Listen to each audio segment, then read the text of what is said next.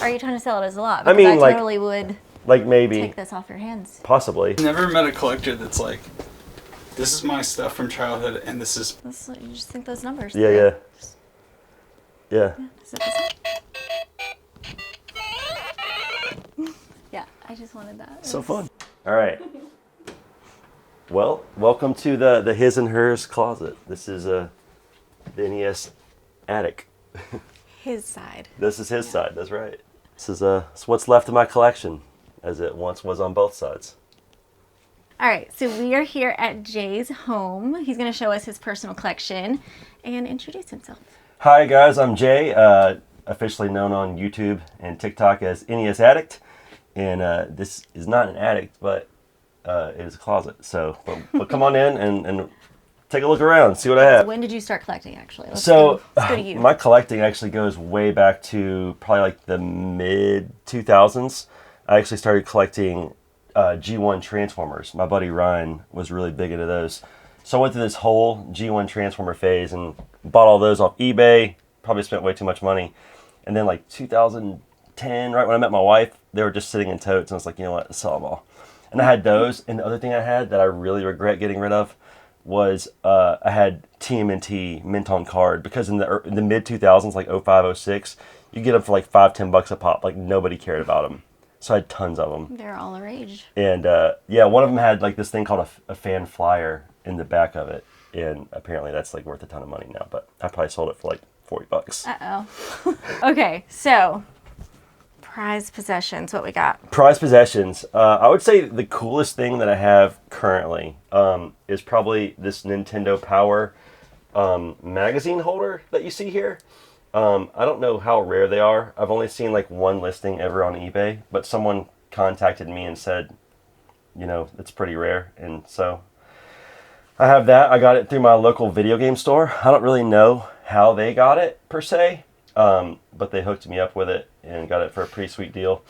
So what's that store, and is that somewhere that you frequent? It is the place that I shop the most, probably. It's the Video Game Cavern in Taylor, South Carolina. I'm sure if you're local to here, you know where that is.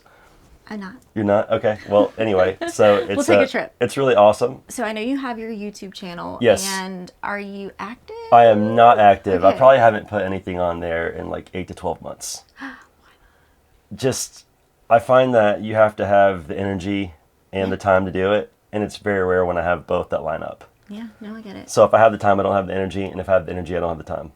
What's your full-time job? I work as an occupational therapy assistant, working with pediatrics. So that takes up a lot of my time. Yeah, Yep. and I'm sure a lot of mental space. And 2 kids, so. Oh, yeah, yeah, that'll do it. That will. Okay, I know this is not your full collection. Where did it go, and why did you part ways? So this initially used to be a his and hers closet.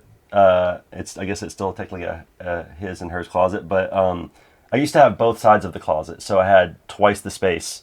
So when my wife gracefully asked for her side of the closet back after like 6-7 years of not having it, I had to oblige her, and so that meant getting rid of a lot of things, including a KB Toys World Nintendo sign that I wish was still here. Can we show this picture? Yeah, so this is actually me. It's not my dad, it's me and my uncle in front of a KB Toy store. So I at least have that, which I feel like is pretty sweet. So That is pretty cool. And if you look right here, it says the video game headquarters. And I think that says Atari, and I think that says Nintendo. But it's a pretty cool picture. I didn't even know I had it. My sister found it. That's really cool. Long love for video games, but it also looks like you have a lot of toys and stuff here too. Yes. So I was 1980s baby. I was born 81. So all the crazy stuff like the Battle Beast, you know, obviously everybody loved He-Man, Transformers, G.I. Joe, some of the weird stuff like the Supernaturals, the Centurions, things like that, Air Raiders, Sky Commanders, all that stuff.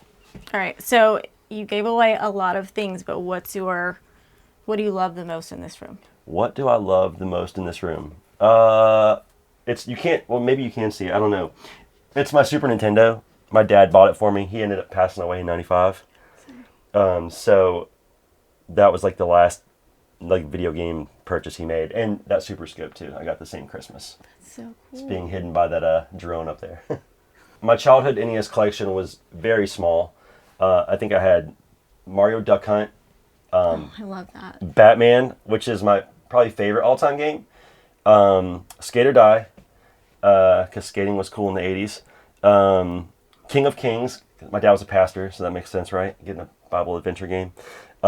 Skating is still cool. Skating is Sorry, still cool. What else? What else? I had Ninja Turtles for like one day until I decided it was too hard because I couldn't get past the water level and took it back and got rollerblades. Which I should have got like Contra Punch Out. Why didn't I do that? Rollerblades, you know. I know. Hobby. All right, it was cool back then. Let's see. I had one more, but I can't think of what it was. But so basically, what happened was when we first moved into this house, roughly 11 years ago, my daughter had just been born. We didn't have cable TV, so like to entertain myself, I was like watching YouTube videos, and I came across the Game Chasers, and just like fell in love. Like, oh my god, the Game Chasers are so rad! And then that kind of like snowballed into all these other YouTubers. So wait, so Game Chasers is a channel? Yes. Okay, and I'm Very- guessing they hunt. Very American Pickers style Okay, yeah. meets video games. Ah, okay. Cool. Very down to earth, really cool dudes. And it just dawned on me that I never beat Batman as a kid, or I didn't actually beat any of my NES games. I didn't have the dexterity or something. So I was like obsessed with this idea of beating Batman. So I found an NES and I went and got Batman and I like played it until I beat it. And then it was like, after that I was like, okay, what's the next game I didn't beat? And I was like, I never beat Ninja Turtles. I didn't even keep it for a day. Like, let's go get that and try to beat that. And then How'd you do? I beat it. Okay. And it became this obsession with like, oh, I never beat Mike Tyson's Punch Out. Let me beat that. That's actually really cool, and I like that. I mean, not Mike Tyson, but like the process of like going back to like Yeah. want to like play these games, and I was like, oh my god, I can actually do this now. Like I have like the mental capacity to like sit here for 3 hours to get through whatever game it is, you know. Yeah, I like that. The best game I ever beat, or the hardest I would say, was I'm really proud of the fact that I beat Battletoads. It took like 6 months of practicing it every day. Do you have that here? Yes, it was this very copy right here, which I'm a little sad because the side got peeled up. It was a mint copy, and I guess I slid it in a little too hard one day and tore my corner, but I can't get rid of it because it's the copy I beat. I beat this Batman, this Castlevania, this Simon's Quest, this Dracula's Curse. Can you bring them out? Yeah, absolutely. Just don't damage them. I won't. So, love the Castlevania series, as do most people. Just, these games are great. Even the second one, which gets a lot of crap. And I don't know if you guys ever noticed this. I pointed out to a friend. You ever notice the whip mix the two? Ah. Kind of clever. And then the other thing that I did was when I was young, I would see commercials for games, and I always hated the way Zelda looked. I was very turned off by like the top down. It reminded me too much of Atari or something. I'm not sure. So I didn't realize like how much of a gem Zelda was. So I was like, all right, I gotta play Zelda and see like what the big deal is. What's the fuss all about? And now I understand. It's incredible. So, yeah, who knew? You're just late to the party. That's I all. was very late. Are you still playing? Like, what's your? So I play a lot less nowadays. I think the last game I played was like Nightmare on Elm Street because that's a game that I think is beatable, and I just haven't done it yet. What do you play that on? The NES.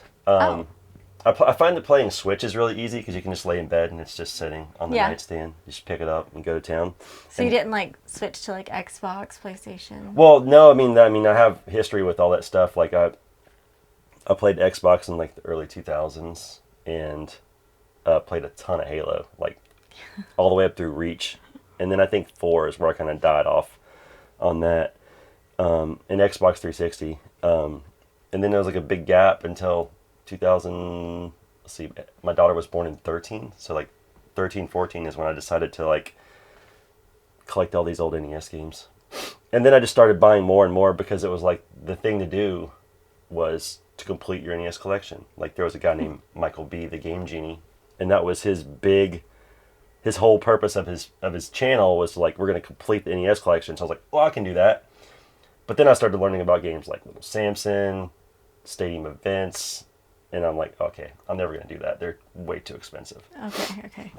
So, like, you didn't check the flea markets and things like that? No, I mean, I bought stuff at yard sales. I got really spoiled. The very first yard selling event I ever went to, I found a Virtual Boy. It's actually in this box right here. I can pull it out. And And I was like, oh my God, I remember this thing. I kind of had forgotten about it. And so I found this Virtual Boy right here. And there was an NES sitting beside it. And so I asked the guy, I was like, hey, like, what do you want for this? And he was like, I don't know. He's like, make me an offer. And because I'm the cheapest person in the world, I was like, how about $5? And he yelled out to his mom in like an Italian accent. He's like, hey, Ma, we do $5 on this. And she's like, yeah, just get rid of it. And I was like, wow. Sweet. Okay, so like how old is this? Like, So this is probably like 95. Because I am not familiar with this. It's a failed Nintendo experiment, pretty much, because the color scheme in it is like red. So like you can't play it for more than like 10-15 minutes without getting like a headache, really. It's very it's kind of like, it's very like antisocial because you're blocked off in this thing. Well, I guess it's like a VR now, or Yeah. even just our phones. So, I mean, it was a cool idea. It just wasn't executed very well. yeah. And I think they thought it was cooler than it was. A little before its time, maybe. They tried to like rush it out before anyone could kind of get to the competition. Yeah. Or like meet them there. Well, I mean, they beat the VR now. So They did, yeah, by a long time. So They just weren't. They didn't have the ad. Oh my God. they didn't have the technology. That's the one. That's the word. What do you think you've spent the most money on? Not really much of anything, to be quite honest. I was really good about going to yard sales and buying things that I really wasn't interested in, like N64 stuff or PlayStation stuff, or Just to collect it? no, to resell it. Oh, okay. I don't know if you guys are familiar with Retro Rick's channel, but he blew up doing a $5 game collection, and I'm kicking myself because that's pretty much how I collected all this. I would sell, like, if I bought something for $10, I would sell it for $20, get my 10 back, and then use the other 10 to buy whatever I wanted. And so, like, I kind of built it for free, really. I don't think I've spent much money on anything. So of the things that you've sold, what do you miss the most? Like, what do you wish Definitely that KB toy sign. Yeah. Yeah, it was just like, it's a one-in-a-lifetime find. I found it at the thrift store down the street. Actually, I have a little inside tip for collectors. Make friends with the people in the back. They will call you when stuff comes in. That's how I got this Castle Grayskull right here. Because I told him, I was like, hey, if you ever find a Castle Grayskull, let me know. Mm-hmm. So he called me one day. He had this. The box is actually in this closet. If you want to see the box, it's really beat up and destroyed, but it's pretty rad. So this is like where half my stuff goes that I can't fit. But this is the box it came in, which, as you can see, has seen better days. But it's so cool. But the fact that he had it at all was incredible. And I don't know if you're familiar with the store TG&Y, but it's got the original price sticker for $25.99, and I think that's like the raddest thing ever. The other thing that I think is cool about this box is some kid clearly decided to color it. So they colored in Battle Cat and the weapon rack. I'm surprised I didn't get to the rest of it, but I mean, that is a really cool coloring book. it's pretty cool, right? So the fact that this made it, I mean, it's pretty hollow. It doesn't have any of the internals in it, but as far as I'm concerned, that's all I really need. Sorry, this keeps falling.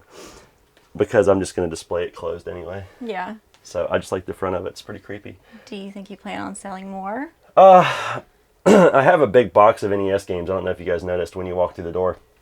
That I kind of pared down what NES games I think I'll actually play versus games that were just filler. Yeah. And so all the games that I think I'll actually play are now in this stand. Okay, so now it's not really collecting. It's more of like you're actually gonna... Yeah. Functional. But who knows how long it'll take me to sell that. Yeah. Because I already feel like I don't have enough time, which is hence why I don't have the YouTube channel going anymore. So that's been sitting in that box for like 2 months now, and it's still here. So I may have it for another 5 years. We'll see. Ooh, it's the goods. It's a lot of NES games. A lot of stuff I just never really took to. You're selling this? At some point, I'm going to try to. I mean, there's some good stuff in here too, like Conquest of the Crystal Palace. It's supposed to be like a really good game. I just found it extremely hard and frustrating, so I never really played it. Kind of a weird one, Ghoul School. Got a really bad end label on it, but kind of an interesting game. Not that fun though. This was a game I found like at a thrift store a long time ago called Supercars, and it's actually it's kind of pricey to be what it is. I guess it was a limited run or something. I don't know, or not limited run, but like more rare. Not that great of a game. How much was it? I think it's like, or I think I paid like $5 for it, but it's probably like between 40 and $50. I think. Oh wow. Something like that. But yeah, there's lots of good stuff in here. I don't think I'll ever play. I don't have enough time to play all these games. And instead of sitting there on the shelf collecting dust, I figured I'd let somebody else have them that might appreciate them more at this point in their life. So you trying to sell it as like a lot? Or? That's what I was gonna ask. Yes, and Because are you trying to sell it as a lot? I Because mean, I totally would like maybe take this off your hands possibly. today. Yeah, possibly. Like, okay, you just think those numbers. Yeah. We'll talk about it. Yeah, we will. Okay. It actually would be really cool to try to like get through all of these games. Yeah, I mean, there's so many. But I found myself going back to the same ones. Like, I can beat Contra in 30 minutes. Mm-hmm. I'm going to pick that because I don't have, because of time. I'm going to pick that over something else. I just feel like this is like a whole box of nostalgia that, like, I feel like you don't even have to rummage through it now, but like if you just like go through it slowly, at some point you're going to be like, whoa, I had this. Yeah, I mean, probably so. I mean, and who knows, maybe I'll regret it tomorrow if I sell it today, but. When was this from? So I think that's like 89, probably, that Batman cereal box. Wow. It's basically Captain Crunch flavored Batman cereal. Yeah. But I remember having it as a kid, and this Ralston company back in the day was really cool about making like a lot of like different brands. I think they did like Ninja Turtles, and they might have even done the Super Mario Brothers cereal. They had like Mario on one side and Zelda on the other. I think I'm familiar. It's pretty cool. I wish I could find some of that. It's expensive. Well, I hope if you ever decide that you don't want those, you open it up and try it. And probably die of botulism, but sure. Give it a shot. See what happens. There's also some pretty cool NES games in this little case. This case was actually at the Video Game Cavern, and it's where they kept all their high-end games for a long time. And so they finally got like a much larger case to store everything. So when they got rid of it, I was like, oh, can I please have this? I've bought so many games out of it. So I have like a lot of really cool box stuff in here, like the Castlevanias, Contras, Life Force, and then some more obscure games like Toki, Shatterhand, Kickmaster, Rockin' Cats, Felix the Cat. But that's kind of where I keep my box collection. My personal favorite, just because I like the game so much, is the Batman box. Just because I remember opening it as a kid. It's very minimal, only 2 screenshots on the back. I think another thing that's kind of funny is like these screenshots were also on the Sega Genesis version, and it wasn't even that game. Kind of weird. Here's a neat picture. This is actually the day I got my Nintendo Entertainment System, which I remember the date because it was Christmas '89, so December 25th, 1989. That's kind of the birth of NES Addict right there. Wow. Young Jay opening That's really cool that you have that picture. Yeah, and it's funny because I have the video of me getting it as well, so I can see the video of when my sister took the picture. So it's kind of weird. So cool. It's pretty meta. I need that. That was the letter that came with, oh man, not Adventure Island. What's it called? Star Tropics. There you go, Star Tropics. And so what you would have to do is, to know the code, you would have to get this paper wet, and then like this magic code would appear. And I've tried it. It works. Yeah? Yeah, I got that paper wet just once. I like that you still have it intact, yeah. Well, I mean, I didn't have it as a kid. So I found it at the game store. Oh, okay. Yeah, that wasn't mine originally, unfortunately. You're not Mike. I'm not Mike. Okay, he's Jay. Exactly. Anything else in here you guys fancy talking about? I know you guys like toy stuff. Here's some Battle Beast. Yeah. Got some Battle Beast and a couple Muscle Men in here. And that's kind of like this actually came from Toy Federation. This exact Battle Beast, this one, and this one. That's why they have the weapons, because they won't sell anything without weapons. Do you bond with your son with this? I try to bond with my son over this. He likes some of it. Yeah. He's actually scared of this closet.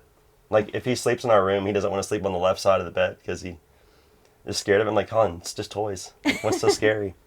I don't know. I'm not sure what it is. Maybe it's the boggling. Maybe. I've been wanting to touch it. Oh, okay. Yes, that's what it is. He's missing some fingers. Yeah. He's seen better days. But I actually had this exact boggling as a kid. And then I was actually at my brother-in-law's house, and his mom had it randomly sitting in their living room. And I was like, oh, it's so cool, boggling. And she was like, I didn't know anybody knew what this was. Oh. And she was like, do you want it? And I was like, yes, please. Wow. So she sent it with me. Here's another funny story. This party wagon here, I don't know if you can see it from where you are currently, but my mother-in-law called me when she had my kids in Ohio, like 2 summers ago. And she was telling my wife, she's like, yeah, we were at this yard sale and we bought Colin this little Ninja Turtle van thing. And I was like, can I please see it? Like, is it something current or stole old? His gift? So when it got home, I was like, you're not keeping this, I'm sorry. So I stole my son's party wagon. And then took him to Target and got him. I did not do anything like that. It's okay. So he wouldn't appreciate it. He didn't. He honestly didn't care about it. So okay, well, that's good. At first, I just took the box, okay, and then I was like, all right, I'll take the wagon too. My original Cabbage Patch here. This is I think I got him like my birthday of '85 or '86. I know it's weird, but they all had a smell. I need to like. I don't know if he smells any good anymore. Does he? No.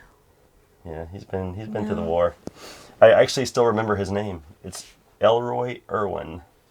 Yeah, that's a good one. Ask me why I know that. I don't know. My Teddy Ruxpin? Yeah, it's my Teddy. Well, he's not my original, but once again, knowing people at thrift stores helped. So they called me like, hey, we got Teddy Ruxpin. You want him? And I was like, sure. I don't know if he works anymore. I was going to ask you what he does. So what you do with Teddy Ruxpin is you put tapes in the back of him, and he would tell you a story as you read along with the book. Oh, that's so cool. I used to have a Santa Claus that would tell me the Christmas stories like that. I think I just did not shut this properly, but Don't break it. It'll be all right. I'll fix it later. So yeah, just another. Actually, I don't know if I have it out. Somewhere I have a picture of me with my original Teddy Ruxpin. I don't see it, so it must be put away. Here's some pictures of me and my dad and my grandfather playing Atari back in like 85, 86, 87. Okay, so since you're about games, do you know the Vectrex? I've seen it. Yeah? Yeah. Never played it. I mean, my friend had one. I was like not really impressed. It's so good.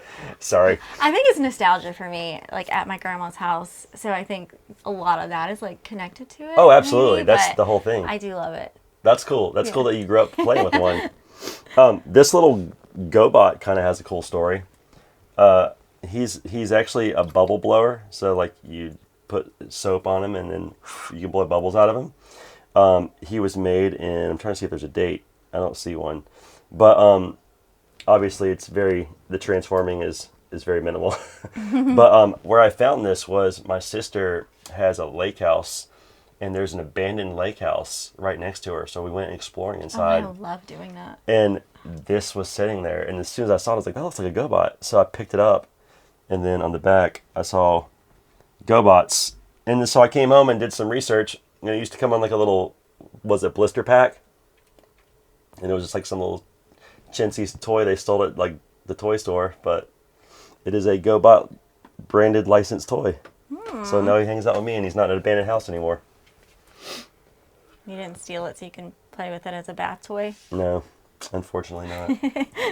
I got him in like probably 1992. Was absolutely obsessed with Home Alone 1 and 2. Wanted to be Kevin McAllister so bad, so I got this. Now his pants are falling down, and he barely says anything. But he still works. So it's like a little Nintendo Gamekeeper, and like as you flip through it, you can like put all your information, and it has like little things on different games. You can kind of rate them and keep up with. Let's say it says like major challenges, restored the fountain, found the black onyx, like just different little things that you accomplished in the game. Just like a little way to keep up with it. It's pretty cool. Oh, that's cute. Oh look, I have a Toys R Us sticker hidden in there. That's funny. Cool. What is this? Oh, there's me playing Super Nintendo at my grandmother's. You were pretty much glued to that TV. 1992, that was me, the bowl cut. Love it. I'd probably had that Super Nintendo a month. I've never met a collector that's like, this is my stuff from childhood, and this is proof that it's my stuff from childhood. That's hilarious. Yeah. Yeah, I didn't realize so many pictures were taken of me with all this stuff until my sister kind of went through my mom's house and was like collecting pictures and giving each of the siblings pictures that had them in it. And then as I'm going through, I'm like, oh, this is all these cool pictures of me playing games that I had when I was a kid. So yeah, I didn't even know this stuff existed, but there's the Super Scope that you just showed above you right there. This intro, man. First time I ever saw this, I was like, let's go.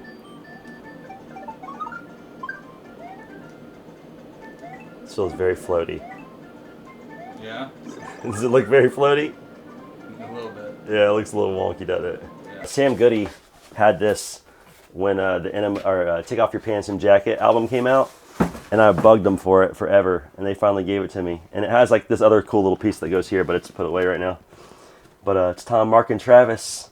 This is a pretty rare piece of Blink-182 memorabilia, but I think it's awesome. I wish I could properly display it, but I can't. So it just kind of stays folded up, hidden in the closet. Do you have a photo of you buying it? You would think I would, but no, I don't actually.